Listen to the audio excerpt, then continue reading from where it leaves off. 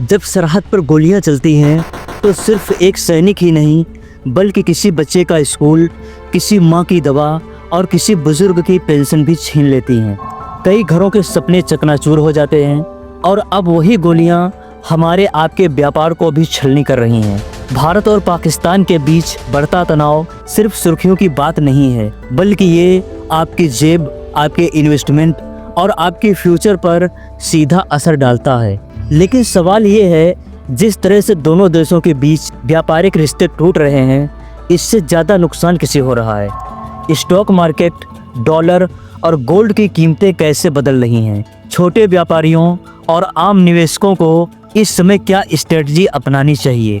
और सबसे बड़ा सवाल, क्या ये सिर्फ सीमा की जंग है या अब व्यापार की जंग भी शुरू हो गई है? चलिए इस कहानी को गहराई से समझते हैं आज के इस शानदार वीडियो में।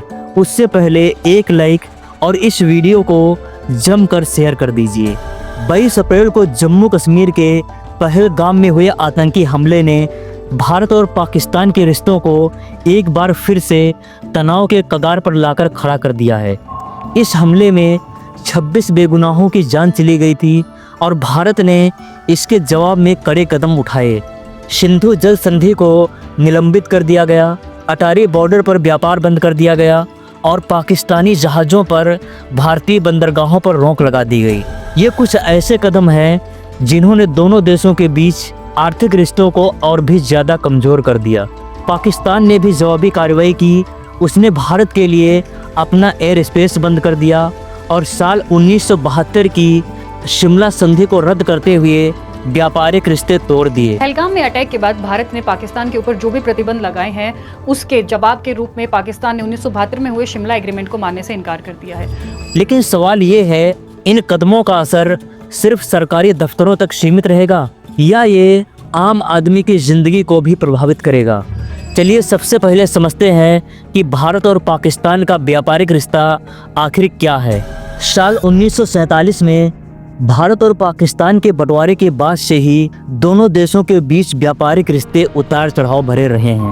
बंटवारे से पहले जो एक अखंड भारत था, वहाँ व्यापार बिना किसी दिक्कत के चल रहा था।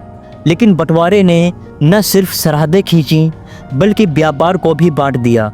फिर भी दोनों देशों ने कुछ हद तक व्यापारिक रिश्ते बनाए रखे। साल 1965 और 1971 के युद्धों के बावजूद भारत और पाकिस्तान के बीच एक सीमित मात्रा में व्यापार होता रहा।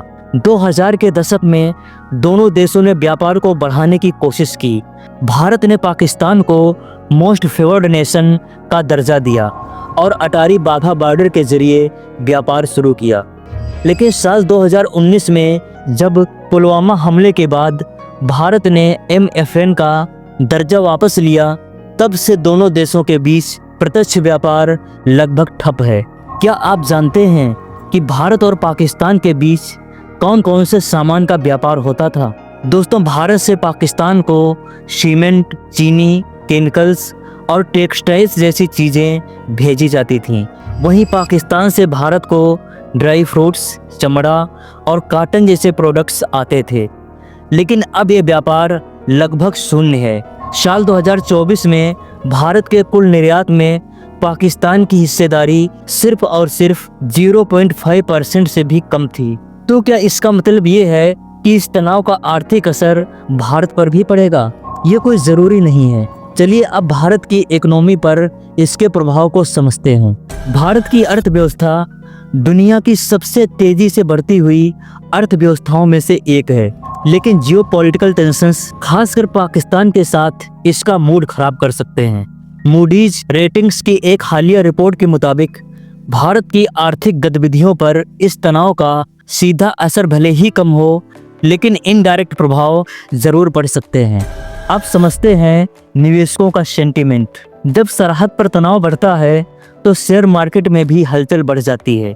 मई 2025 में पहलगाम हमले के बाद सेंसेक्स और निफ्टी में 2 से 3% की गिरावट देखी गई। विदेशी इन्वेस्टर्स सतर्क हो गए और उन्होंने भारतीय मार्केट से पैसा निकालना शुरू कर दिया, जिससे कि रुपए की कीमत में हल्की सी गिरावट आई। लेकिन ये सिर्फ शेयर मार्केट की बात नहीं है। तनाव बढ़ने से भारत का रक्षा बजट भी प्रभावित होता है। मूडीज का अनुमान है अगर तनाव लंबा चला तो भारत को रक्षा खर्च बढ़ाना पड़ सकता है। इससे सरकार का खर्चा बढ़ेगा और इंफ्रास्ट्रक्चर पर असर पड़ सकता है, जैसे कि एजुकेशन और हेल्थ जैसे एरियाज में इन्वेस्टमेंट की गति धीमी हो सकती है।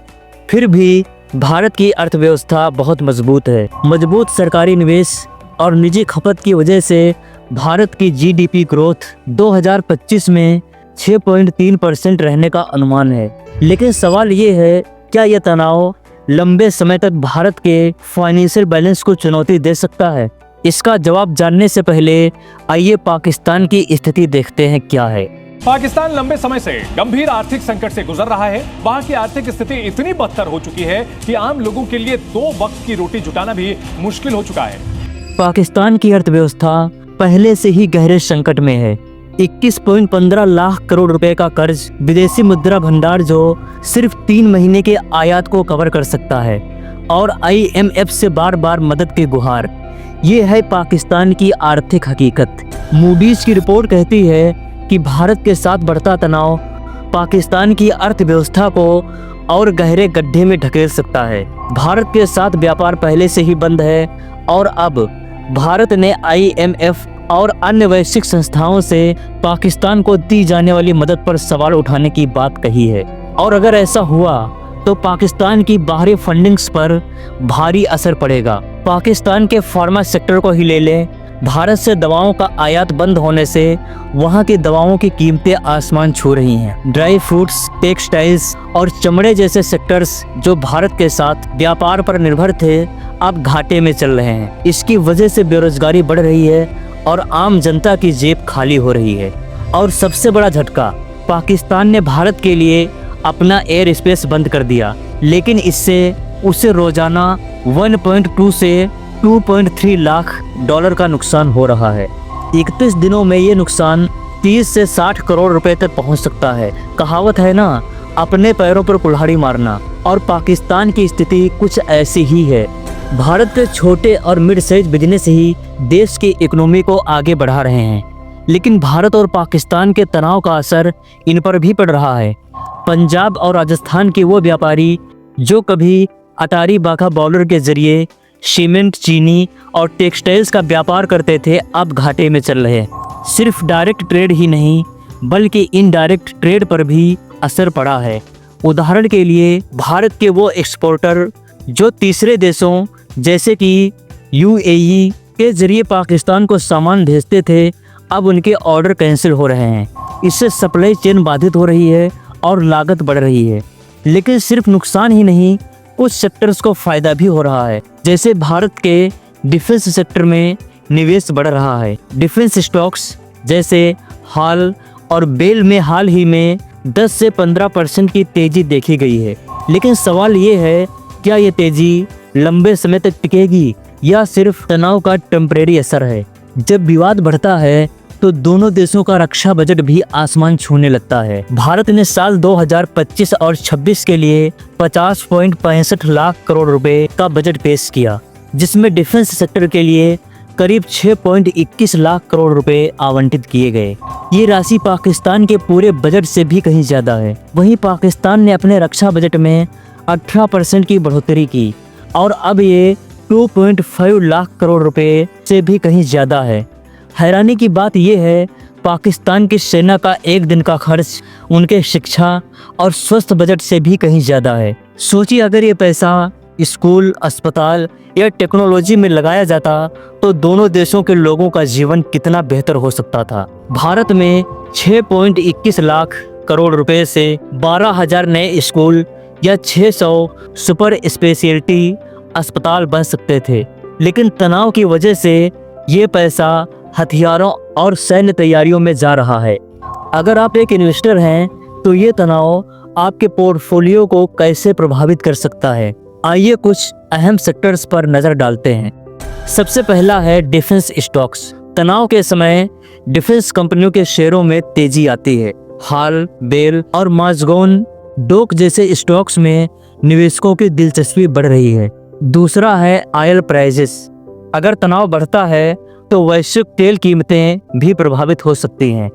इससे ऑयल कंपनियों जैसे कि ONGC और रिलायंस को फायदा हो सकता है। तीसरा आता है गोल्ड। अनसर्टन टाइम के समय इन्वेस्टर गोल्ड की ओर भागते हैं। मई 2025 में गोल्ड की कीमतें 94,000 रुपये प्रति 10 ग्राम तक पहुंच गईं। चौथा है SIP और mutual fund. Long term investors को घबराने की बिल्कुल भी ज़रूरत नहीं है, लेकिन शॉर्ट टर्म में मार्केट की अस्थिरता से बचने के लिए डाइवर्सिफाइड फंड्स चुनना चाहिए। लेकिन एक बात हमेशा ध्यान रखें, विवाद के समय कभी भी भावनाओं में बहकर इन्वेस्टमेंट ना करें। अच्छे से रिसर्च करें और अपने फाइनेंशियल एडवाइजर से सलाह ज़रूर लें। भारत और पाकिस्तान के बीच तनाव सिर्फ सरहद की जंग नहीं, ये एक ऐसी आर्थिक लड़ाई है जो दोनों देशों की जनता की जेब पर भारी पड़ रही है। युद्ध की कीमत सिर्फ सीमा पर नहीं चुकाई जाती, ये हर नागरिक के सपनों, उनकी बचत और उनके भविष्य पर असर डालती है। सोचिए, अगर एक पाकिस्तान का बच्चा बिना दवाई के मर जाए और भारत का एक बच्चा स्कूल ना जा पाए, तो क्या इस जंग का कोई विजेता होगा? सोचिए, शांति सिर्फ एक इमोशन ही नहीं बल्कि एक इकोनॉमिक पॉलिसी भी हो सकती है। अगर दोनों देश व्यापार और सहयोग की राह चुने तो न सिर्फ उनकी अर्थव्यवस्था मजबूत होगी बल्कि लाखों लोगों का जीवन बेहतर होगा। सवाल ये है, क्या हम जंग की कीमत चुकाने को तैयार हैं या फिर शांति को एक मौका देना चाहेंगे? आप इसके बारे में क्या सोचते हैं? कमेंट करके ज़रूर बताएं। और अगर आपको ये वीडियो थोड़ा सा भी इंफॉर्मेटिव लगी हो तो इस वीडियो को लाइक करें, शेयर करें और चैनल को सब्सक्राइब करना बिल्कुल ना भूलें। मिलते हैं एक और वीडियो में, तब तक के लिए थैंक यू सो मच।